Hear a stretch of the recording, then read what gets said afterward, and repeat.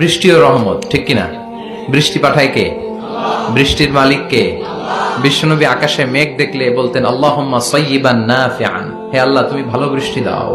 কেননা এই বৃষ্টি দিয়েও আল্লাহ অনেক জাতিকে ধ্বংস করেছে।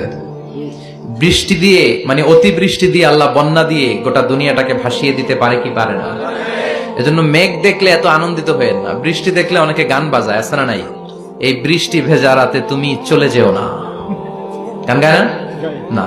আপনি আল্লাহর কাছে দোয়া করবেন আল্লাহুম্মা সাইয়্যিবান নাফিআন, আল্লাহ তুমি বরকতের বৃষ্টি দাও।